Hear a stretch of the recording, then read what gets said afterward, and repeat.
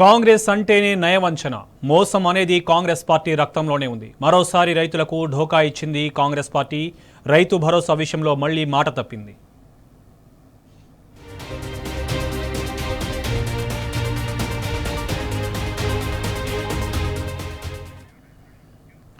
ఇదే అంశానికి సంబంధించి మనతో మాట్లాడేందుకు బీఆర్ఎస్ నేత బాల్క సుమన్ ఫోన్ లైన్లో సిద్ధంగా ఉన్నారు. నమస్తే అండి సుమన్ గారు. రైతు భరోసా పథకం కింద ఏడాదికి ఎకరానికి 12,000 మాత్రమే ఇస్తామని ప్రకటించారు సీఎం రేవంత్. దీన్ని మీరు ఏ రకంగా చూస్తున్నారు? ఇది ఒక పచ్చి మోసం అండి. గతంలో వాళ్ళు ఎన్నికల మేనిఫెస్టో సందర్భంలో చెప్పినప్పుడు కానీ, ఎన్నికల ప్రచార సభల్లో చెప్పినప్పుడు కానీ, వాళ్ళు తర్వాత అధికారంలోకి వచ్చినాక చెప్పినప్పుడు కానీ ఖచ్చితంగా రైతు భరోసా కింద సంవత్సరానికి 15,000 చొప్పున ఇస్తామని చెప్పి మాటిచ్చి 2 సీజన్ల రైతు భరోసా ఎగ్గొట్టి ఇవాళ ఈ 3వ సీజన్ కు సంబంధించి 6,000 రూపాయలు ఇస్తూ ఇవాళ మరొకసారి తెలంగాణ రైతాంగాన్ని కాంగ్రెస్ పార్టీ, ముఖ్యంగా ముఖ్యమంత్రి రేవంత్ రెడ్డి స్పష్టంగా మోసం చేసిండు.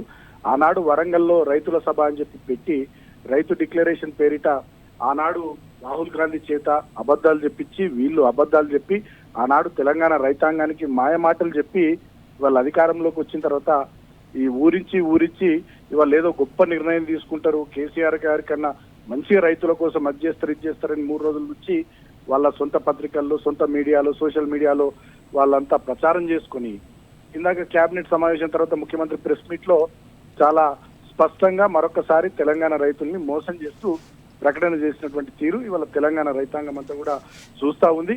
ఖచ్చితంగా ఇవాళ ముఖ్యమంత్రి చేసినటువంటి ప్రకటన చాలా దుర్మార్గం.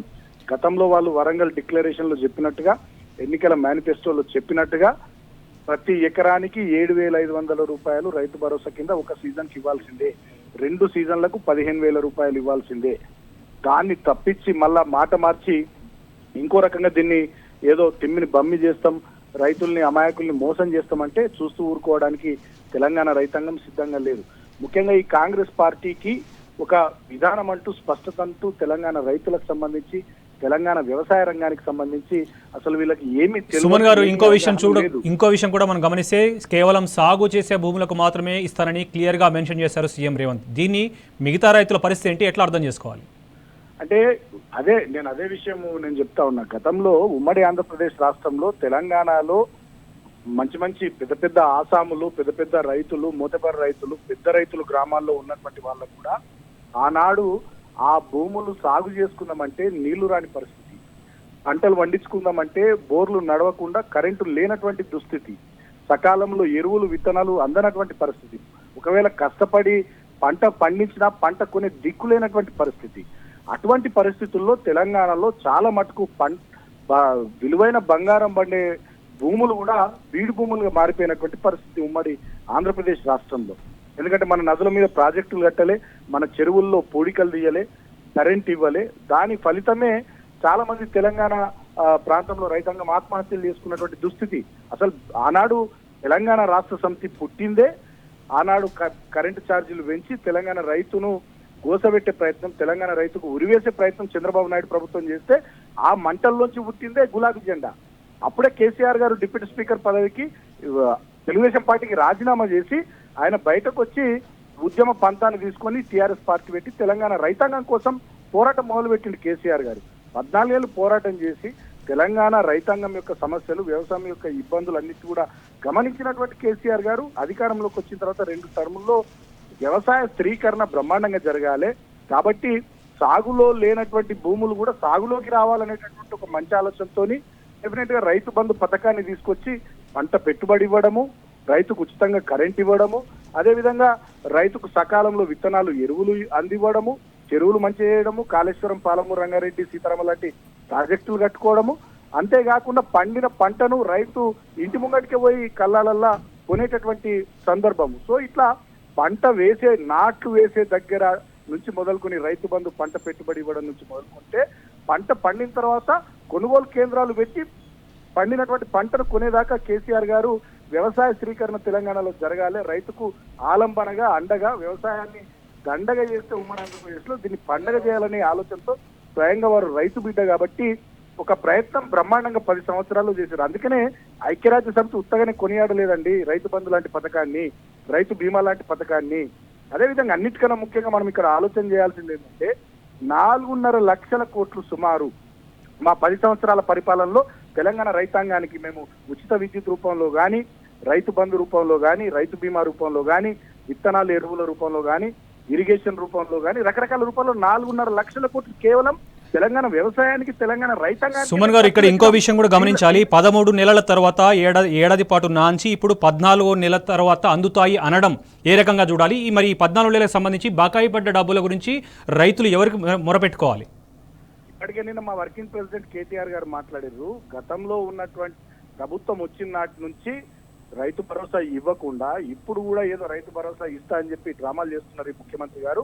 అప్పటి నుండి ఇప్పటి వరకు ఎంత బకాయి ఉన్నారో అవన్నీ కూడా చెల్లించాలి. లేకపోయినట్టయితే రైతులు డెఫినెట్ గా గ్రామాన పోస్టర్లు వేస్తారు, మీ ప్రభుత్వాన్ని నిలదీస్తారు, కాంగ్రెస్ వాళ్ళని నిలదీస్తారని మా వర్కింగ్ ప్రెసిడెంట్ గారు చెప్పారు. ఇవాళ తెలంగాణ వ్యాప్తంగా చాలా గ్రామాల్లో కూడా రైతులు ఇవాళ నిలదీస్తా ఉన్నారు.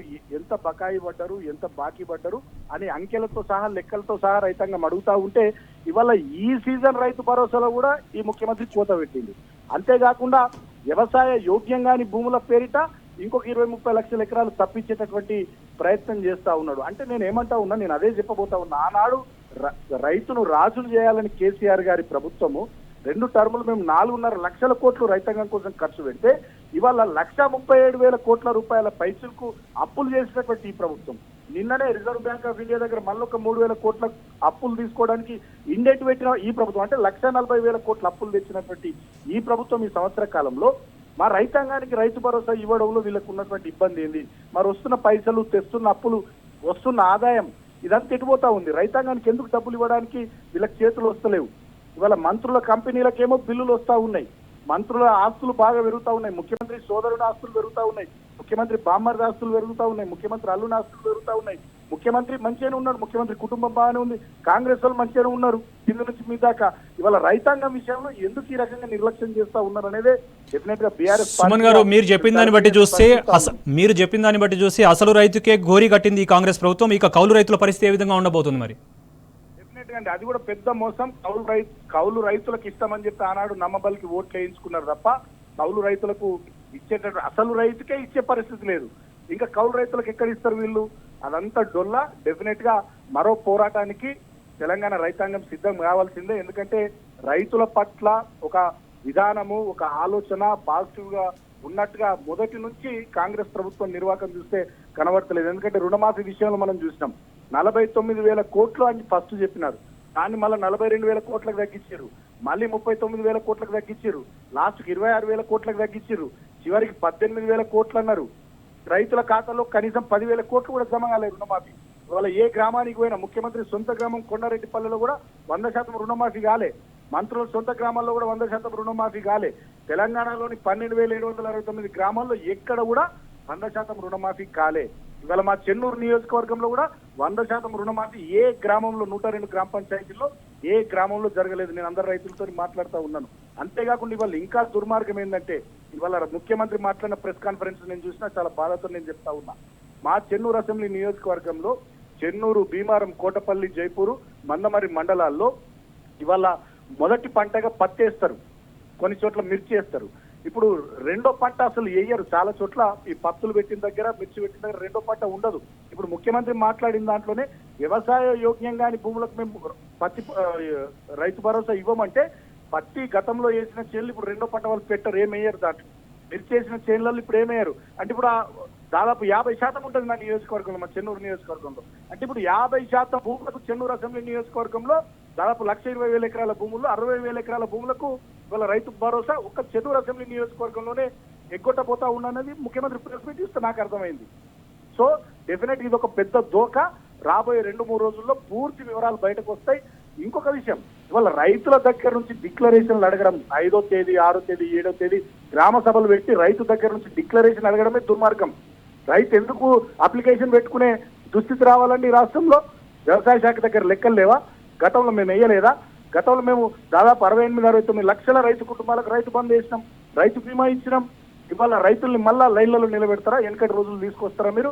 కాబట్టి రైతుల విషయంలో ఖచ్చితంగా ఈ ముఖ్యమంత్రి దుర్మార్గంగా ప్రెస్ మీట్ లో సీఎం రేవంత్ రెడ్డి గారు గ్రామ సభల ద్వారా రైతులకు సముదాయించే ప్రయత్నం చేస్తాము, అర్థమయ్యేటట్టు చెప్తామని చెప్పేసి అంటున్నారు. నిజంగా ఈ కేబినెట్ కానీ లేదంటే సీఎం రేవంత్ రెడ్డి కానీ లేదంటే కాంగ్రెస్ శ్రేణులకు కానీ గ్రామ సభల్లో రైతుల దగ్గరికి వెళ్లే మొహం కానీ అక్కడికి వెళ్ళే ధైర్య సాహసాలు కానీ అసలు ఇప్పుడున్న పరిస్థితుల్లో ఉన్నాయంటారా? ఎందుకంటే 13 నెలలు నాంచి 14 నెలలు కూడా అందుతాయి అనడం, అదేవిధంగా పాత బకాయిల గురించి కూడా చెప్పకపోవడం, మరోవైపు కౌలు రైతుల గురించి ఇవన్నీ అసలు సాధ్యమయ్యే పనేనా ఇదంతా? ఇది కేవలం స్థానిక సంస్థల ఎన్నికలు భవిష్యత్తులో రాబోతా ఉన్నాయి. అదే విధంగా 10 మంది ఎవరైతే బీఆర్ఎస్ పార్టీ నుంచి ఎమ్మెల్యేలు కాంగ్రెస్ పార్టీలోకి పోయినరో వాళ్ళ స్థానాల్లో కూడా మేము సుప్రీంకోర్టును ఆశ్రయించబోతా ఉన్న త్వరలో మా వర్కింగ్ ప్రెసిడెంట్ గారు మొన్ననే చెప్పినారు మీడియా సమావేశంలో.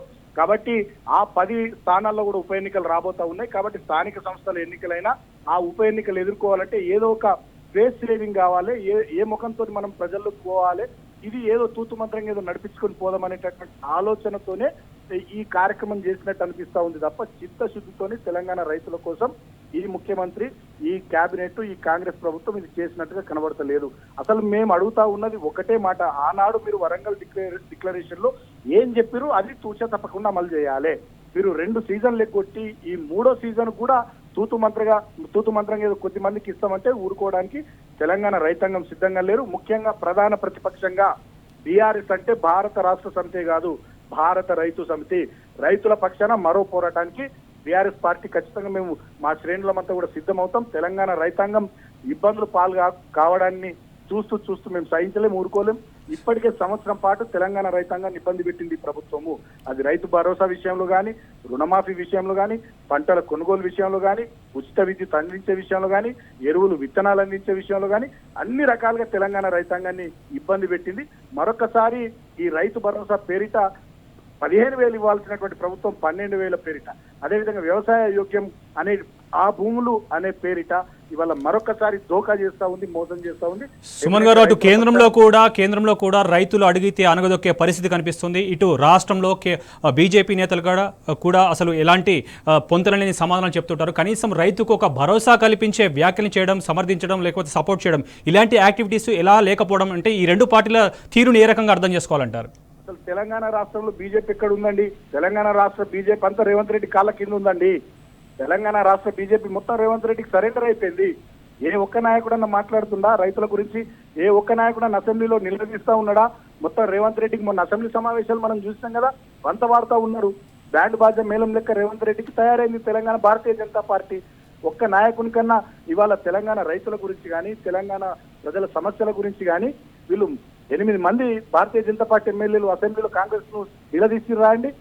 అంతేందుకు 8 మంది తెలంగాణ ఎంపీలు ఉన్నారు, భారతీయ జనతా పార్టీ ఎంపీలు. తెలంగాణ రైతుల కోసం ఢిల్లీకి వెళ్ళి ₹1 తీసుకొచ్చిరా అండి. 8 మంది ఎమ్మెల్యేలను, 8 మంది ఎంపీలను భారతీయ జనతా పార్టీకి తెలంగాణ ప్రజలు గెలిపిస్తే 0 ఇచ్చిర్రు. 8+8 0 అయిపోయింది తెలంగాణలో. ఇవాళ భారతీయ జనతా పార్టీ ఎమ్మెల్యేలు అసెంబ్లీలో మాట్లాడారు, రేవంత్ రెడ్డికి సరెండర్ అయిపోతారు. భారతీయ జనతా పార్టీ ఎంపీలు పార్లమెంట్ లో కొట్లాడారు, కేంద్రంలో కొట్లాడారు, ఇక్కడ రేవంత్ రెడ్డితో కొట్లాడారు. రేవంత్ రెడ్డి ఏం చేస్తే దానికి వత్తాసు పలుకుతూ అనుకూలంగా మాట్లాడతారు. పోయి శాలువాలు కప్తారు, రేవంత్ రెడ్డి పోయి కిషన్ రెడ్డికి శాలువ కప్తారు, అరవింద్ పోయి రేవంత్ రెడ్డికి శాలువ కప్తారు, అలాయ్ బలాయ్ చేసుకుంటారు. వీళ్ళు దొందే అండి. Congress party, Bharatiya Janata party 2 ఆతాను ముక్కలే. వీళ్ళిద్దరు కూడా ఒకటే. ఇవాళ తెలంగాణలో రైతుకు రక్షగా నిలబడబోయేది మళ్ళీ బీఆర్ఎస్ పార్టీ, కేసీఆర్ గారే. కేసీఆర్ గారి నాయకత్వమే తెలంగాణ రైతాంగానికి శ్రీరామ రక్ష. డెఫినెట్ గా మేము చూస్తూ ఊరుకోం. తెలంగాణ రైతుల పక్షాన మరో పోరాటానికి మేము సిద్ధమవుతాం. తెలంగాణ రైతులను జాగృతం చేస్తాం. డెఫినెట్ గా గ్రామాన రేపటి నుంచి మేము రైతాంగాన్ని కదిలిస్తాం. ఖచ్చితంగా ఈ ప్రభుత్వం మెడలు వంచి వరంగల్ డిక్లరేషన్ లో చెప్పినట్టుగా రైతాంగానికి రైతు భరోసా 15,000 ఇచ్చేటట్టుగా ఈ ప్రభుత్వం మీద ఒత్తిడి తీసుకొస్తాం. అన్ని రకాల భూములకు కూడా గతంలో ఎట్లయితే తెలంగాణ ప్రభుత్వం రైతు బంధు ఇచ్చిందో వీళ్ళు కూడా అట్లా రైతు భరోసా ఇచ్చేటట్టుగా నిర్ణయం తీసుకునేంత వరకు కూడా రైతులను కానీ, తెలంగాణ సమాజాన్ని కానీ మేము జాగృతం చేస్తాం. మా పోరాటాన్ని బీజేపీ కలిసి వచ్చినా, తెలంగాణ రైతుల కోసం వాళ్ళు ముందుకొచ్చినా రాకున్నా మేము మాత్రం బీఆర్ఎస్ పార్టీగా పోరాటం చేస్తాం. పోరాటమే శరణ్యం. రేవంత్ రెడ్డి ప్రభుత్వానికి ఖచ్చితంగా ధిక్కారం వినిపించాల్సిందే. రైతుల పక్షాన మనమంతా ముందుకు సాగాల్సిందే అనే ఆలోచనతో కలిసి వచ్చే వాళ్ళందరినీ కూడా కలుపుకొని మేము ముందుకు సాగుతాం. రైట్, థ్యాంక్ యూ అండి మీ స్పందన తెలియజేసినందుకు.